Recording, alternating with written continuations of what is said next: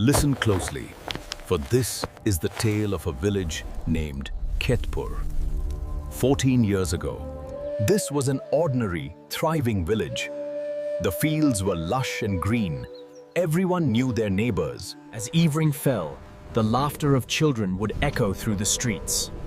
But today, Khetpur has changed. The population has dwindled. Silence reigns supreme. The earth is cracked. Dust hangs perpetually in the air. The village elders say that peace has long since abandoned this soil. In this very village lived a 12-year-old boy named Aryan, the son of Rupa. One afternoon, Aryan was seen sprinting Barefoot through the village streets with all his might. Behind him, villagers screamed. Ruko! Bakdo Usai! Aryan, let him go! Aryan, come back! But Aryan did not stop. There was no fear. Or panic on his face. Only a strange emptiness in his eyes, as if he were awake, Yet wandering in another world.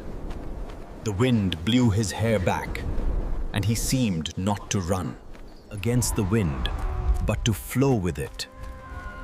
In moments, he reached the edge of the village, where the paved road ended and a dense, ominous forest began. This was the same forest where, 15 years ago, a woman named Savitri had mysteriously vanished.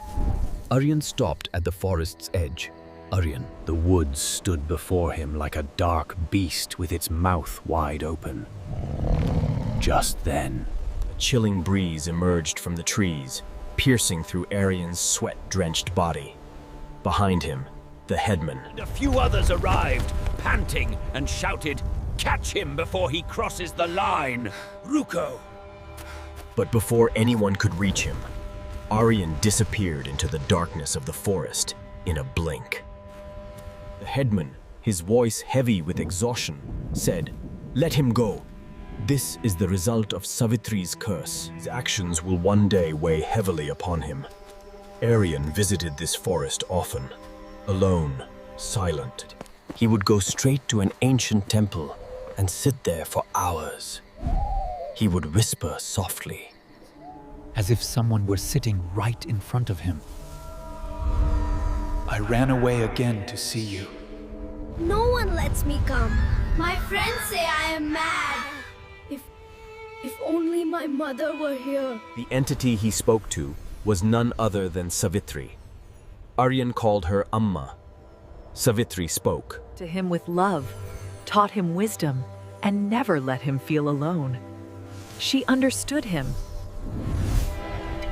On the other hand, Aryan's grandfather, the village Sarpanch, sat alone in his massive mansion was now consumed by silence. The Sarpanch believed that his ruin, his family's death, and his dishonor were all caused solely by Savitri. Consumed by this hatred, he one day visited Baba Kalidas, a master of dark magic living deep within the woods. The sorcerer's eyes glowed like burning coals. Amma, my grandfather wants to meet you. He wants to take you home. Hearing this, Savitri became terrified. "That is impossible, Aryan," she said. "I know your grandfather." The Sarpanch agreed without a second thought. Some days later, Aryan went to the forest happily and told Savitri. But Aryan did not understand. He returned home, dejected. This was exactly what the Sarpanch had planned. A few days later, the Sarpanch himself took Aryan towards the forest. The path was so dense that daylight struggled to penetrate the canopy. Finally, they reached the temple. Aryan called out. Amma!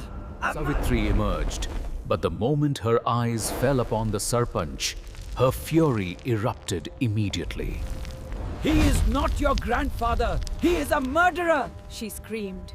But the Sarpanch cut her off. He threw the ash given by Baba Kalidas into the air. The entire forest filled with smoke. The wind howled, the trees groaned, and in the confusion, the Sarpanch drew his sword and struck. When the smoke cleared, the Sarpanch's eyes widened in horror. It was not the spirit lying on the ground, but his own grandson, Aryan. The blow intended for the spirit had taken the life of his own blood. Savitri's spirit watched this, trembling with grief and rage. Her scream pierced the heavens. Because of your greed, you killed the future. From this day forth, no child shall ever laugh in this village again. Since that day, Khetpur has been cursed.